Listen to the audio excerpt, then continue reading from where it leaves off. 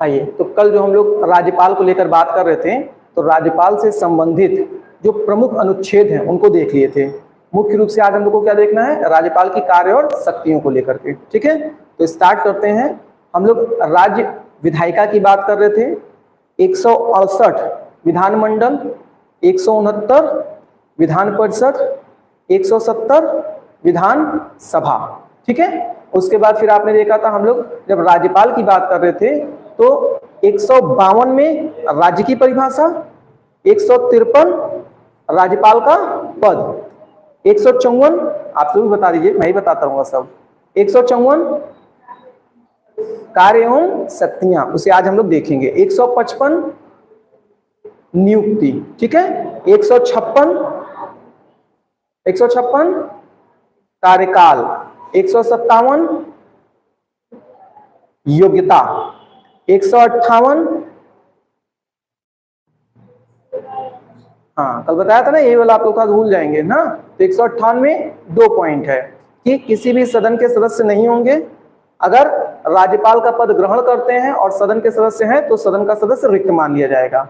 दूसरा पॉइंट क्या कह रहा है कि ये किसी अन्य पदों को ग्रहण नहीं कर सकते हैं। ठीक है, अब इसके अलावा जो हम लोग बात कर रहे थे 160 नहीं 58 हुआ था ना, 159 शपथ, 160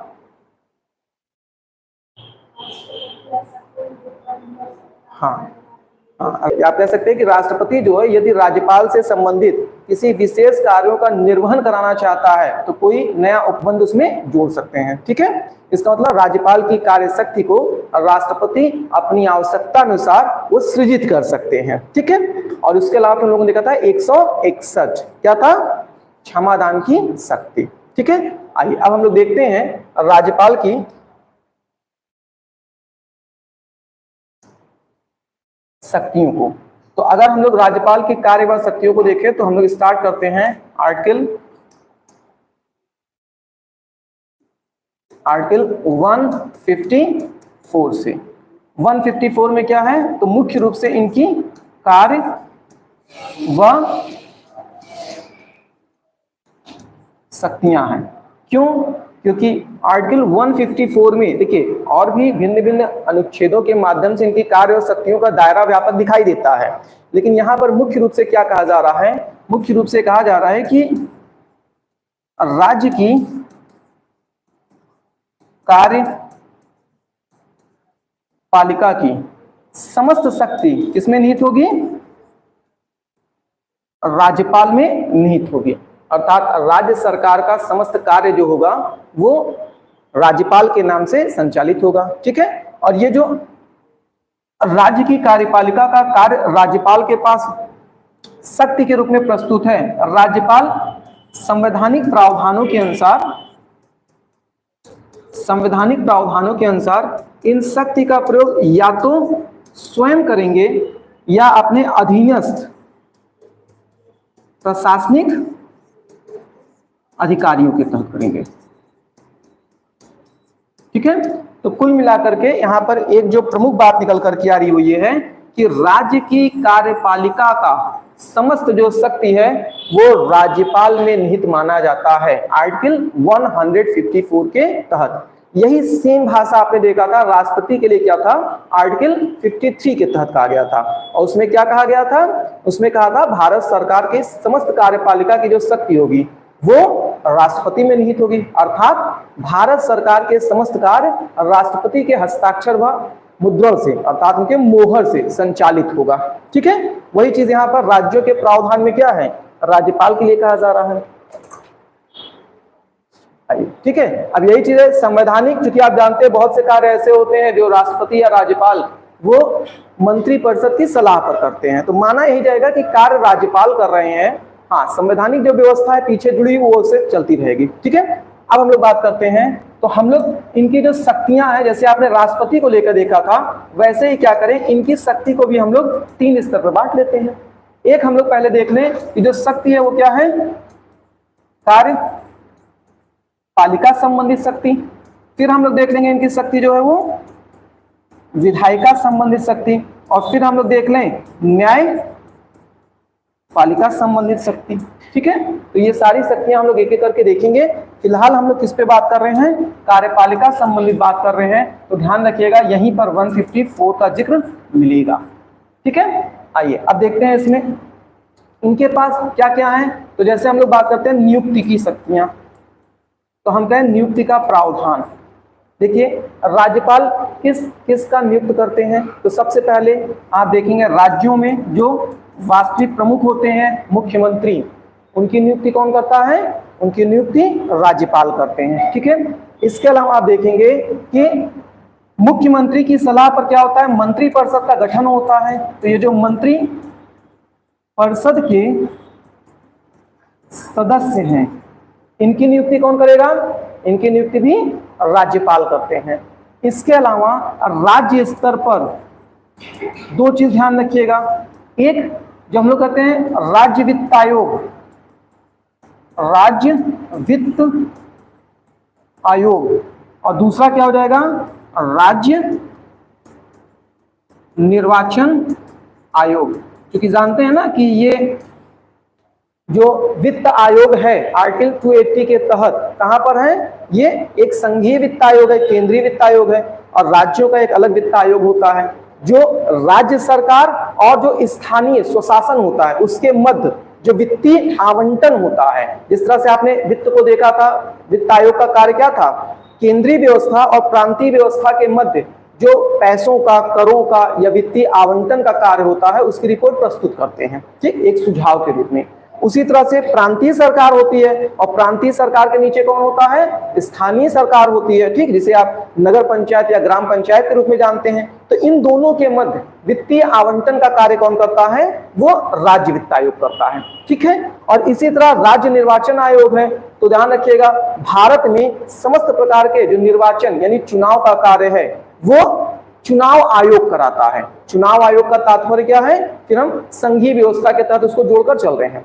लेकिन प्रांतों में राज्य निर्वाचन आयोग का भी प्रावधान है, और ये कौन सा चुनाव कराता है, ये स्थानीय निकाय वाले जो चुनाव होते हैं उनको कराता है। ठीक है, तो अब ये दोनों जो आप देख रहे हैं आयोग हैं, तो इस आयोग के क्या होंगे, सचिव होंगे कि नहीं, तो जो इनके मुख्य सचिव होते हैं, मुख्य सचिव या जिसे आप आयुक्त कह रहे हैं, ठीक है, तो इनके आयुक्त का भी नियुक्ति कौन करता है, वो राज्यपाल करते हैं। ठीक है, इसके अलावा और किसकी नियुक्ति करते हैं, तो ध्यान रखिएगा जो लोअर कोर्ट होता है, मींस जिला न्यायालय, ठीक है, तो जो जिला न्यायालय होता है यहाँ के न्यायाधीशों की या जजों की नियुक्ति कौन करता है, ये भी राज्यपाल करते हैं। ध्यान रखिएगा जब हम लोग संघीय व्यवस्था में चलते हैं तो सुप्रीम कोर्ट जजों की नियुक्ति कौन कर रहा है, वो राष्ट्रपति कर रहे हैं। लेकिन जब आपने आर्टिकल 124 क्लॉज 1 पढ़ा था तो वहां पर देखा था उच्चतम न्यायालय के साथ साथ उच्च न्यायालयों की भी नियुक्ति का प्रावधान किसको दिया गया है, राष्ट्रपति को दिया गया है। अब दो बड़े स्तर पर जो न्यायाधीश होंगे उनकी नियुक्ति राष्ट्रपति कर रहे हैं, और जो सबसे निचले स्तर पर न्यायाधीश होंगे उनकी नियुक्ति कौन कर रहे हैं, राज्यपाल कर रहे हैं। ठीक है, इसके अलावा जो राज्य विश्वविद्यालय होते हैं, राज्य विश्वविद्यालय, इनके कुलपति का नियुक्ति कौन करता है, इनकी कुलपति का नियुक्ति भी कौन करता है, वो राज्यपाल करता है। और आप जानते हैं राज्यपाल क्या होता है, राज्य विश्वविद्यालय में जैसे एक विश्वविद्यालय है तो उसका तो कुलपति होगा, और समस्त पूरे किसी प्रदेश में जितने भी राज्य विश्वविद्यालय चल रहे हैं उन सभी का अर्थात सभी कुलपतियों के ऊपर जो सबसे बड़ा माना जाता है वो कौन होता है, राज्यपाल होता है। ठीक है, इसीलिए आप देखते हैं बहुत से बार जब अच्छे अच्छे विश्वविद्यालयों में देखते हैं या राज्य विश्वविद्यालयों में, तो वहां पे देखते हैं जब क्या होता है, कॉन्वोकेशन सेरेमनी होता है, जब लोगों को उनकी डिग्रियां वितरित की जाती हैं, तो आप देखते हैं बहुत बार राज्यपाल भी जाते हैं क्या करने, वो डिग्रियों को देने के लिए। ठीक है, तो फिलहाल राज्य विश्वविद्यालय में जो कुलपति होते हैं, कुलपति, इनकी नियुक्ति भी कौन करता है, राज्यपाल करते हैं। ठीक है, इसके अलावा अगर हम लोग बात करें तो राज्यों में कौन होते हैं, जिस तरह से आपने देखा कि भारत सरकार के लिए सबसे बड़ा जो विधिवेत्ता होता है या कानूनी सलाहकार होता है क्या कहलाते हैं, महान्यायवादी कहलाते हैं। और महान्यायवादी की नियुक्ति कौन करते हैं? राष्ट्रपति करते हैं, भले ही मंत्रिपरिषद की सलाह पर करें। उसी तरह से राज्यों में क्या होता है, जो राज्य सरकार का सबसे बड़ा कानूनी सलाहकार होता है उसे क्या बोलते हैं? महाधिवक्ता बोलते हैं। तो महाधिवक्ता सॉलिसिटर जनरल बोलते हैं, ठीक है, उनको अटॉर्नी जनरल बोलते हैं, उनको सॉलिसिटर जनरल बोलते हैं। तो जो महाधिवक्ता होते हैं उनकी नियुक्ति भी कौन करते हैं? राज्यपाल करते हैं। तो महाधिवक्ता, ठीक है, ये बात समझ में आया? तो क्या क्या देखा आपने कि किस प्रकार से जो राज्यपाल हैं वो बड़े पदों पर जो आसीन पदाधारी लोग हैं उनका क्या कर रहे हैं? नियुक्ति कर रहे हैं, ठीक है। जहां पर किसको आप देख रहे हैं? तो सबसे पहले मुख्यमंत्री और उनके मंत्रिपरिषद के सदस्य आप देख रहे हैं। उसके बाद फिर आप देख रहे हैं तो हम लोग जैसे राज्य विश्वविद्यालय के कुलपति की बात कर ले रहे हैं, महाधिवक्ता की बात कर ले रहे हैं, इसके अलावा राज्य निर्वाचन आयोग के सचिव की बात कर ले रहे हैं, और इसके अलावा जो राज्य वित्त आयोग है उनके सचिव की बात कर ले रहे हैं। ये सारे प्रावधान जो है नियुक्ति के राज्यपाल के अधीन है, ठीक है। वो सभी जो आपने देखा वो क्या था? कार्यपालिका से संबंधित उनके क्या थे? कार्य शक्तियां थी। इसका मतलब राज्य सरकार के समस्त कार्य का संचालन कौन करता है? अंततः आप कह सकते हैं कि वो राज्यपाल के अधीन होकर चलता है, तो पूरे प्रशासन का। और प्लस इससे जुड़ा भी जो और प्रावधान होगा हम लोग वो जो मुख्यमंत्री मंत्रिपरिषद पढ़ेंगे तो वहां पे देख लेंगे कि किस प्रकार से मुख्यमंत्री जो है वो सारे प्रशासनिक और विकास के कार्यों की सूचना जो है वो राज्यपाल को देते रहते हैं, ठीक है। अब हम लोग अगले स्तर पे बात करें अगर, तो कार्यपालिका से संबंधित बातों को जो 2-3 पॉइंट बताया, नियुक्ति से संबंधित और जो भी बताया था राज्य सरकार के प्रशासनिक और विकासीय कार्यों का संचालन उनके नाम से होता है। इसके अलावा अब हम लोग आ जाते हैं ना इनकी विधायिका संबंधित शक्ति पर। तो यहां पर ये सब पॉइंट देख लेंगे।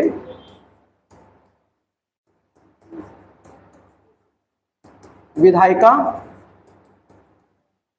संबंधित शक्ति, तो ठीक है, जब हम लोग विधायिका संबंधित शक्ति बात कर रहे हैं तो पहले हम लोग देख लेते हैं मनोनीत करने का अधिकार। क्योंकि यहां पर आप जानते हैं जब हम विधायिका की बात करें तो राज्य विधायिका की बात करेंगे ना, और राज्य विधायिका के अंतर्गत क्या होता है? एक आप देखते हैं विधान सभा होता है, और दूसरा आप देखेंगे क्या हो जाता है? विधान परिषद हो जाता है। अब जल्दी से हमको बता दीजिए कि विधान परिषद के कितने सदस्यों का मनोनयन राज्यपाल करते हैं? इतना कठिन सवाल पूछ लिया मैंने तो। एक का, और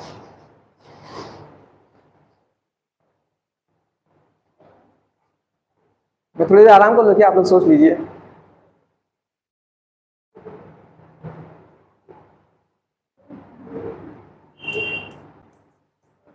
एक बटा 6 बताया था ना, जो राज्य विधान परिषद होता है उसकी संरचना बताया था ना, 1/3 स्थानीय निकायों द्वारा चुनकर के आ रहे हैं, 1/3 विधानसभा के सदस्यों द्वारा चुनकर के आ रहे हैं, 1/6 राज्यपाल मनोनीत कर रहा है, 1/12 विद्यार्थियों द्वारा और 1/12 शिक्षकों द्वारा जो है वो निर्वाचित किए जा रहे हैं। तो 4 प्रावधान निर्वाचित के हैं और 1 मनोनीत का है। तो मनोनीत 1/6। और विधानसभा में कितने सदस्यों को ये मनोनीत कर सकते हैं? विधानसभा में कितने सदस्यों का राज्यपाल मनोनयन कर सकते हैं? वर्तमान में एक भी नहीं, लेकिन प्रावधान में हम लोग हमेशा पढ़ते रहते हैं एक, क्योंकि हाल ही की घटना है। तो जो एंग्लो इंडियन है, एंग्लो इंडियन, अब इनके मनोनयन का प्रावधान समाप्त कर दिया गया। जल्दी से बताइए किस संविधान संशोधन द्वारा? 104वें संविधान संशोधन द्वारा।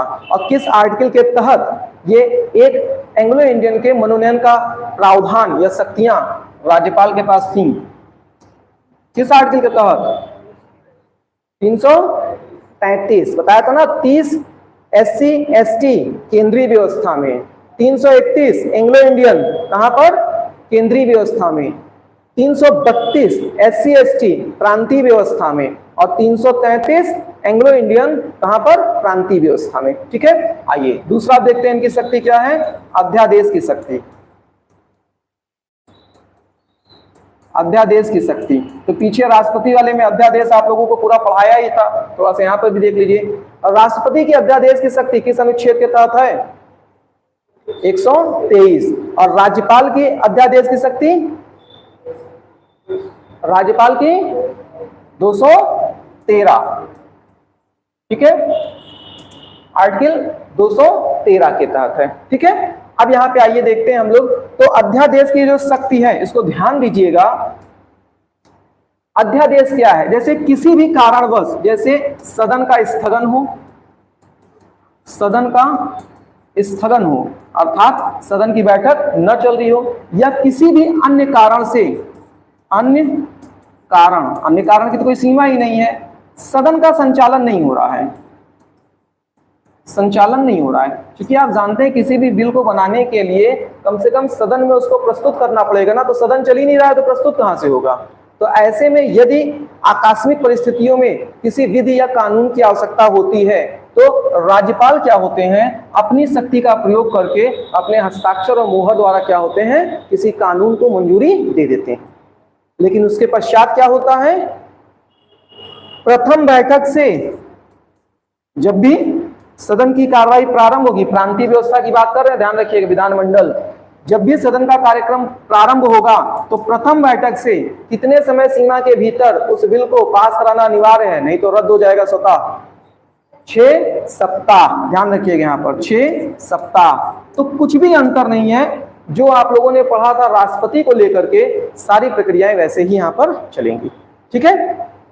आइए अब इसके अलावा देखिए, तो एक इनकी आपने देखा मनोनयन की शक्ति थी, यहां पर विधायी शक्ति के अंतर्गत आ रहा है। दूसरा इनका अध्यादेश जारी करने का जो आदेश होता है या शक्ति होती है उसको आपने देखा।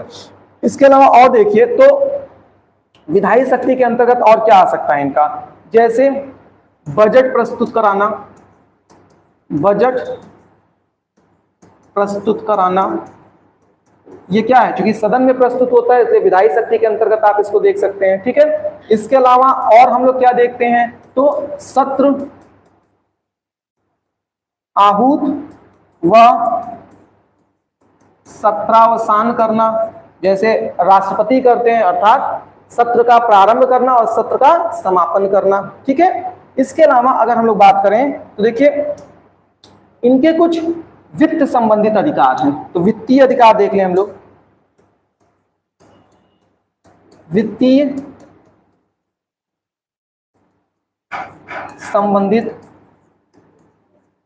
अधिकार, देखिए वित्तीय संबंधित अधिकार में ध्यान रखिएगा, जैसे हम बात करते हैं धन विधेयक की, धन विधेयक, तो धन विधेयक को हमेशा, क्योंकि पहले लोकसभा में प्रस्तुत करते हैं, तो लोकसभा में प्रस्तुत करने से पूर्व क्या है, राज्यपाल की स्वीकृति चाहिए। इसका मतलब पहले राज्यपाल की स्वीकृति होती है, उसके पश्चात इसको प्रस्तुत किया जाता है, ठीक है। इसी तरह से बजट प्रस्तुत करने से पूर्व भी क्या है, राज्यपाल की स्वीकृति चाहिए, ठीक है। इसके अलावा और क्या है, जो आकस्मिक निधि होता है, आकस्मिक निधि, तो ध्यान रखिएगा ये राज्य का आकस्मिक निधि होगा, तो राज्य के आकस्मिक निधि पर पूर्ण नियंत्रण किसका होता है, पूर्ण नियंत्रण ये राज्यपाल का होता है, ठीक है। ये सब जैसे संघीय व्यवस्था पढ़े थे बिल्कुल वैसे ही चलेगा। आइए अब हम लोग देखते हैं इनकी न्याय पालिका संबंधित कार्य या शक्ति। तो जब न्यायपालिका संबंधित कार्य या शक्ति की बात करेंगे तो सबसे पहला क्या है, जो आपने देखा था आर्टिकल 161 161 क्या है, क्षमा दान की शक्ति। तो ध्यान रखिएगा कि जो इनका आप देख रहे हैं, जो प्रांतीय विधि होती है, प्रांतीय जो कानून होता है, उसके विरुद्ध दोष सिद्धि के संदर्भ में क्या होता है, राज्यपाल के पास क्षमादान की शक्ति है। बाकी क्षमादान वाला पीछे वाली क्लास में पूरा पढ़ाए थे, तो यहाँ पर बस उसको लिंक कर सकते हैं, क्योंकि ये न्यायपालिका संबंधित है। इसके अलावा भी आज आप लोगों ने देखा क्या है, ये जिला न्यायाधीश जो होते हैं, न्यायाधीश कहाँ पर, जिला स्तर पर, उनकी क्या करते हैं, नियुक्ति करते हैं, ठीक है। इसके अलावा जो विधायिका संबंधित आप शक्ति देख रहे थे, उस विधायिका संबंधित शक्ति में एक और देख लीजिए कि ये क्या कर सकते हैं, ये वीटो पावर का इस्तेमाल कर सकते हैं, वीटो पावर। ठीक है। इसका मतलब किसी भी प्रकार के जब बिल को प्रस्तुत किया जा रहा है तो ये वीटो पावर का इस्तेमाल कर लेते हैं, और वीटो पावर का इस्तेमाल करके ये क्या करते हैं, उस बिल को राष्ट्रपति के लिए सुरक्षित रख लेते हैं, राष्ट्रपति के लिए सुरक्षित। ठीक है, अर्थात इनके द्वारा जब वीटो पावर लगा दिया जाता है, होल्ड कर लिया जाता है, तो फिर वो राष्ट्रपति उस पर निर्णय अपना अंतिम ले सकते हैं। ठीक है, ये क्या था, राज्यपाल का समस्त कार्य व शक्तियां थी। इसके अलावा अप्रत्यक्ष रूप से राज्यपाल के पास और क्या क्या शक्तियां होती हैं, तो अब आप देखेंगे, जैसे हम लोग बात करते हैं, अप्रत्यक्ष या सीधे कह दीजिए कि राज्यपाल के पास कुछ अन्य शक्तियां जो हैं, तो उसमें क्या है, स्वविवेक की शक्ति, स्व विवेक की शक्ति। और स्वविवेक की शक्ति बहुत सीमित स्थान पे, जैसे आपने राष्ट्रपति के लिए देखा था, वैसे यहां पर भी राज्यपाल के लिए भी सीमित स्थान पे ही देखने को मिलेगा। क्या, सरकार के गठन की स्थिति में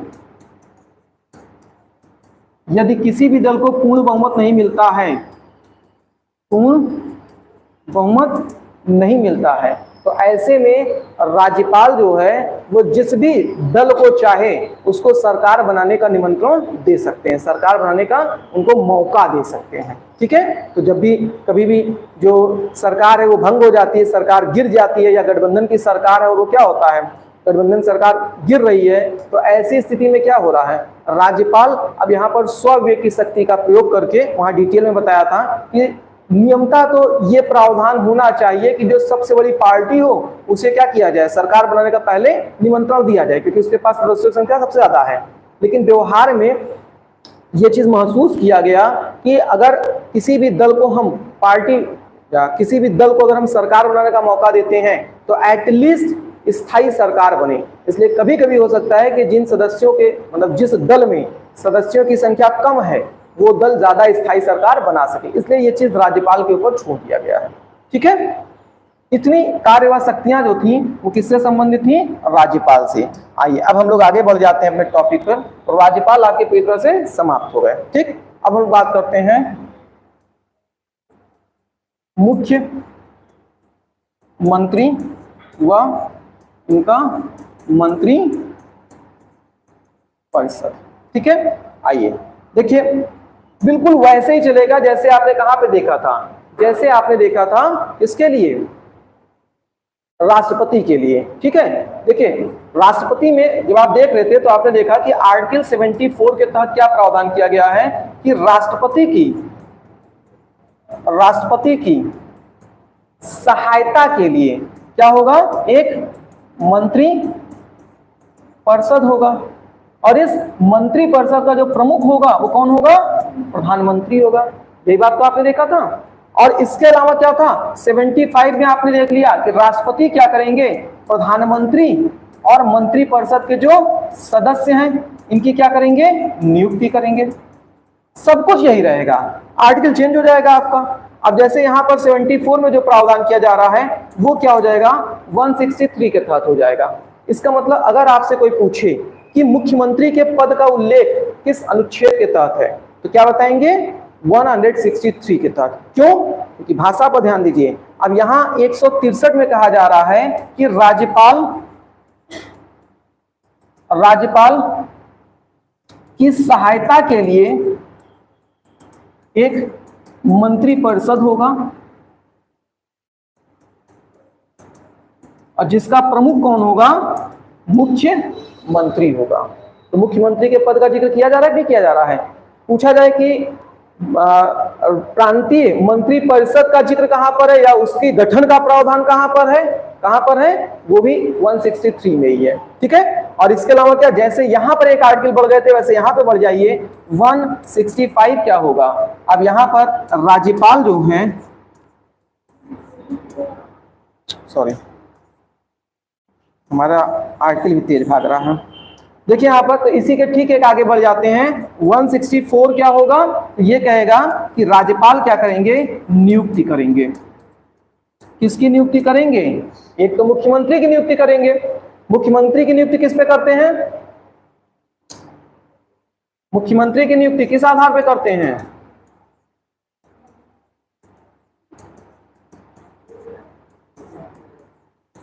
मुख्यमंत्री की नियुक्ति करेंगे इसके आधार पर, बहुमत दल के सदस्यों के अनुसार।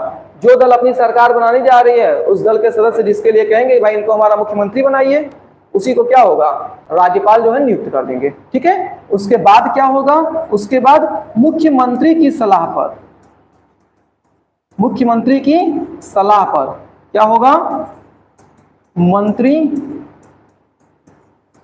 परिषद के सदस्यों की नियुक्ति हो जाएगी। ठीक है, तो अभी आपने देखा था इनकी नियुक्ति संबंधी शक्तियां थी, उसमें इन लोग का जिक्र भी किए थे। तो आर्टिकल 163 मुख्यमंत्री का पद प्लस मंत्री परिषद, 164 मुख्यमंत्री की नियुक्ति और मंत्री परिषद के सदस्यों की नियुक्ति। ठीक है, 74 प्रधानमंत्री मंत्री परिषद, 75 नियुक्ति, 76 गैप हो गया। और उसके बाद क्या हो गया, 77 78 प्रधानमंत्री के कार्य के बारे में बताया गया था।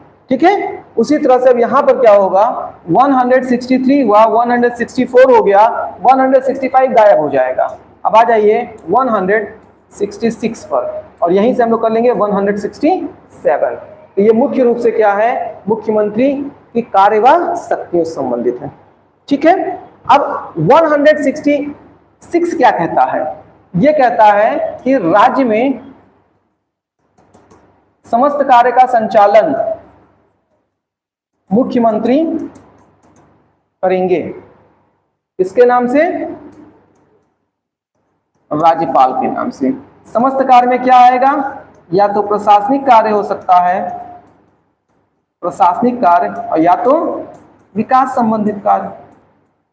तो यहां पर क्या कहा जा रहा है, यहां पर कहा जा रहा है कि आर्टिकल 163 के तहत राज्य सरकार के समस्त कार्यों का संचालन मुख्यमंत्री राज्यपाल के नाम से करेंगे। ठीक है, इसीलिए कहा जाता है वास्तविक शक्ति किसके पास हो जाता है, मुख्यमंत्री के पास, जैसे कि वहां पर राष्ट्रपति के जैसे वहां पर प्रधानमंत्री के पास था। ठीक है, और दूसरा क्या कर रहा है यहां पर, वहां पर 78 में क्या कहा गया था, राष्ट्रपति क्या करेंगे, जो प्रधानमंत्री हैं, प्रधानमंत्री समस्त कार्यों का जो लेखा जोखा है या समस्त कार्यों का जो प्रावधान है वो राष्ट्रपति को सूचित करेंगे ना, ये उनका अधिकार है। हाँ, तो उसी तरह से यहां पर क्या हो जाएगा, 167 क्या कहता है, ये कहता है कि ये मुख्यमंत्री की जिम्मेदारी बनती है या मुख्यमंत्री का कार्य भी होगा कि वो समस्त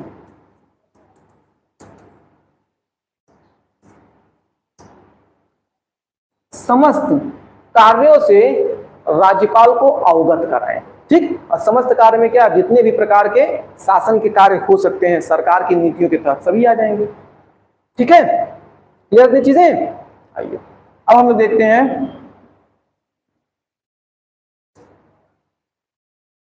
देखिए 164 जो है, 164 में क्लॉज 1, क्लॉज 2, क्लॉज 3, 4 करके कई पॉइंट किए गए हैं। ठीक है, अब यहीं के तहत और क्या क्या किया जा रहा है, तो ध्यान रखिएगा, जो मुख्यमंत्री हैं उनका काम क्या है, मंत्री परिषद का बंटवारा करना, मतलब मंत्रियों को क्या है, कौन सा मंत्रालय मिलेगा, ये काम किसका है, ये मुख्यमंत्री का है। इसके अलावा और क्या है, मंत्रियों द्वारा किए गए कार्यों का समय समय पर उसकी जानकारी प्राप्त करना। ठीक है, मतलब कुल मिलाकर के मंत्रियों के ऊपर किस प्रकार से मुख्यमंत्री सारे कार्य को निर्वहित करते हैं, वो कैसे नियंत्रण करते हैं, कैसे कार्य उनसे संचालित करवाते हैं, ये मुख्यमंत्री का कार्य हो जाएगा। ठीक है, इसी में एक बात और कहा जा रहा है कि जो मंत्री परिषद होगा, मंत्री परिषद होगा वो सामूहिक रूप से किसके प्रति जिम्मेदार होगा, सामूहिक रूप से किसके प्रति जिम्मेदार होगा, विधान सभा के प्रति। जैसे आपने संघीय व्यवस्था में देखा था कि जो मंत्री परिषद होता है वो सामूहिक रूप से किसके प्रति जिम्मेदार होता है, लोकसभा के प्रति, और व्यक्तिगत रूप से राष्ट्रपति के प्रति। उसी तरह से यहाँ पर भी क्या होगा, जो राज्य मंत्रिपरिषद होगा, प्रांतीय मंत्रिपरिषद होगा, सामूहिक रूप से किसके प्रति उत्तरदायी होगा, विधानसभा के प्रति, ठीक है, और व्यक्तिगत रूप में राज्यपाल। क्लियर है? देखिए यहाँ पर कुछ बहुत विशेष नहीं था, बस आर्टिकल आपको लिंक करना था, बाकी आप संघीय व्यवस्था में सारी चीजें पढ़े हुए हैं, ठीक है। अब हम लोग बात कर लेते हैं कि आपने 163 देख लिया, 164 देख लिया, 166 देखा और 167 देखा, तो बच क्या रहा है 165। जैसे वहां पर आपने 74 देखा था, 75 देखा था, तो 76 में क्या था, महान्यायवादी थे कि नहीं थे, वैसे यहां पर क्या हो जाएगा 165 आर्टिकल के तहत कौन हो जाएंगे, महाधिवक्ता हो जाएंगे, महाधिवक्ता, ठीक है। अब ध्यान रखिएगा महाधिवक्ता कौन है, तो महाधिवक्ता राज्य सरकार के कानूनी सलाहकार हैं, कानूनी सलाहकार। जैसे वहां पर आपने महान्यायवादी को देखा था। अब ये क्या कर सकते हैं, तो राज्य सरकार का जो कोई केस होता है उसके वकील के रूप में कार्य कर सकते हैं। इसके अलावा सदन में ये उपस्थित हो सकते हैं,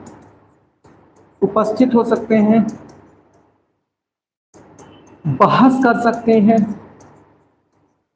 यानी सारे इनको वैसे ही शक्ति प्राप्त हैं जैसे कि महान्यायवादी को संघीय सरकार के साथ शक्तियां प्राप्त हैं, ठीक है। बस ये ध्यान रखिएगा इनको क्या अधिकार नहीं है, ये जो महाधिवक्ता हैं ये अपना मतदान नहीं कर सकते हैं।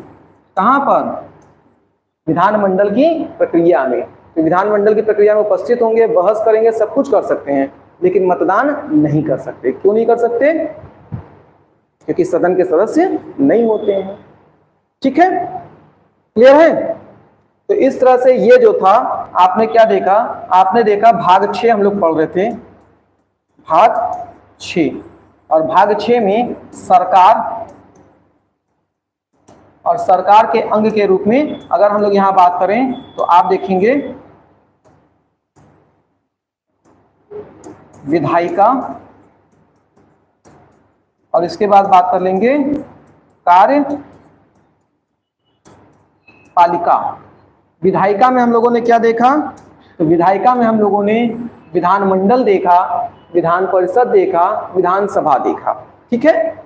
और जब कार्यपालिका की बात आई तो हम लोगों ने राज्यपाल देखा, मुख्यमंत्री देखा और मंत्री परिषद को देख लिया, ठीक है। अब हमारे पास क्या बचेगा, तो भाग 6 का ही जो प्रांतीय व्यवस्था में क्या है, न्यायपालिका है। तो न्यायपालिका का प्रावधान कहां पर है, उच्च न्यायालय यानी हाई कोर्ट के तहत है। तो कल की क्लास में हम लोग क्या करेंगे, पूरी न्यायपालिका पर चर्चा करेंगे और प्रयास करेंगे, क्योंकि सुप्रीम कोर्ट तो काफी लंबा चला था ना, 3-4 लेक्चर लग गए थे उसमें, लेकिन यहाँ पर उतना आपको नहीं लगेगा, एक दिन में इसको हम लोग खत्म कर लेंगे, ठीक है। अब यहाँ पे ध्यान रखिएगा कि जैसे महाधिवक्ता की बात कर रहे हैं, तो वर्तमान में उत्तर प्रदेश के महाधिवक्ता कौन है,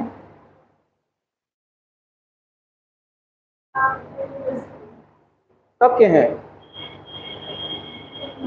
हमको तो लग रहा है चेंज हो गए ना, अजय कुमार मिश्र बने थे और उसके बाद वो भी वर्तमान में है या नहीं। मेरे कहने मतलब ये कि जब आप इस तरह के विषय पढ़ें तो चूंकि देखिए आज आप पढ़ रहे हैं, मान लेते हैं संभवतः अजय कुमार मिश्र जी अगर हैं, ठीक है, तो अब आपको एग्जाम देना हो 6 महीने बाद, तो कम से कम ऐसे विषय को पढ़ते समय आपको ये पता होना चाहिए कि ये हमको तुरंत उसको अपडेट करना है, क्योंकि हमको एग्जाम देने जा रहा है, पता चला उससे 15 दिन पहले ही चेंज हो गए तो हम तो फंस जाएंगे फिर, है ना। तो ऐसे चीजों को ध्यान रखिएगा, ठीक है। जो ऐसे पद होंगे, क्योंकि यहाँ पर महाधिवक्ता की हम लोग बात करें, महाधिवक्ता इनका कार्यकाल कितना होगा, कोई सुनिश्चितता नहीं है, राज्यपाल के प्रसाद पर्यंत होंगे, तो कभी 6 महीने में हटाए जा सकते हैं, कभी 4-5 साल तक के कार्य कर सकते हैं। तो हम कैसे इस बात को निर्धारित करें कि भाई ठीक है, हमको पता था एक बार नियुक्त हो गए हैं तो अब अगले कम से कम 4 साल तक तो नहीं बदलने वाले हैं, ताकि हम अपने आप को सुनिश्चित किए रहे कि ना यही होंगे ना। इसलिए ऐसी चीजों पर थोड़ा सा अपडेट होते रहिएगा जब आपको एकदम फाइनल टचिंग की जरूरत होगी, ठीक है। क्लियर है? चलिए, तो फिलहाल आज इसको ही समाप्त करते हैं, उसके बाद हम लोग करते हैं हिस्ट्री।